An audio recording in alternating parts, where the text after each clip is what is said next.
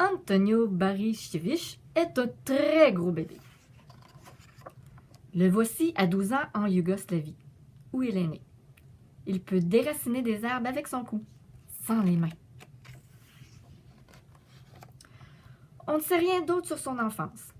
Peut-être que ses parents sont des bûcherons géants. Ou peut-être qu'il est venu d'une autre planète et qu'il a été élevé par des ours.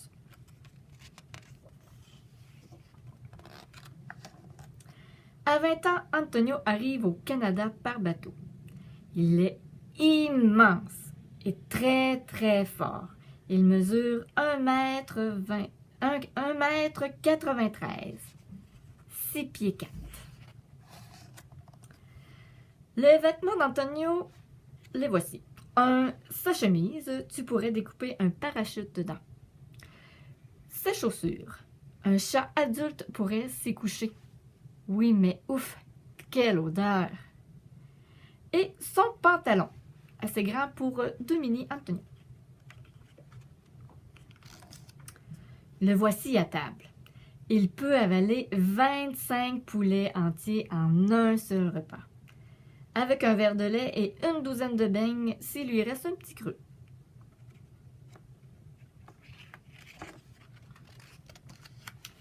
Il pèse 210 kilos.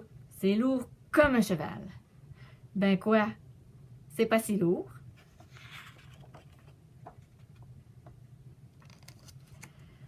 Le grand Antonio aime montrer sa force.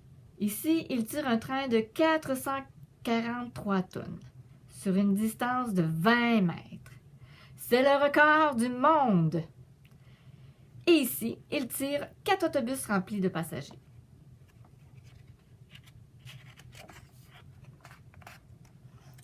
Le grand Antonio aime vraiment beaucoup tirer les autobus.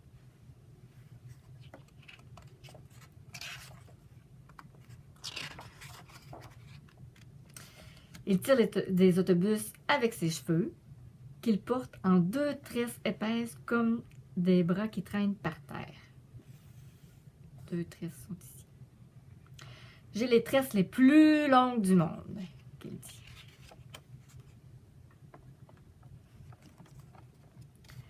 Antonio fait toutes sortes de choses avec ses tresses. Il met des tiges de métal dedans et s'en fait des bâtons de golf, une canne, de gigantesques antennes.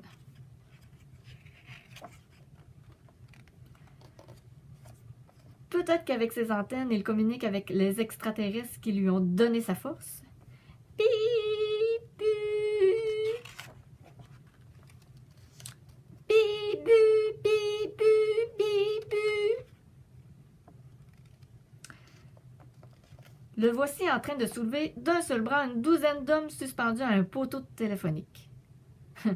Facile. Voici d'autres trucs que le grand Antonio aime.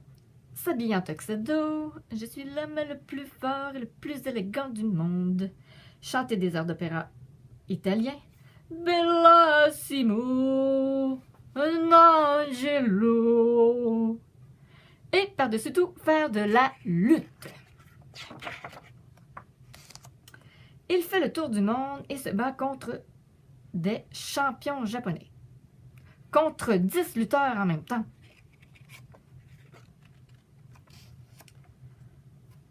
Contre 2 camions. Et même une fois contre un ours.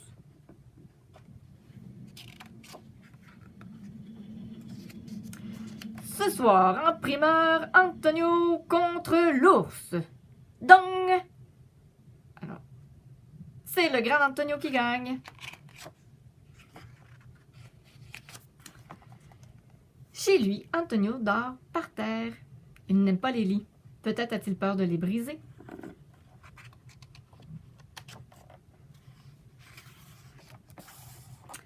De toute façon, après une peine d'amour qui l'a laissé triste, Antonio ne passe presque plus de temps chez lui. Il est presque toujours dehors.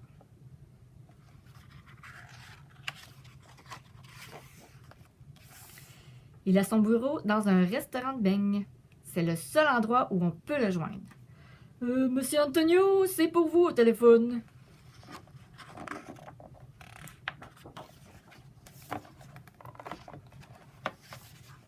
Le grand Antonio est souvent entouré d'enfants. Il les fait tournoyer dans les airs accrochés à ses cheveux. Il est un gigantesque manège humain. Wouhou! À sa mort, les gens déposent une montagne de fleurs sur le banc préféré d'Antonio au restaurant de beigne. Antonio est la superstar des hommes forts de Montréal.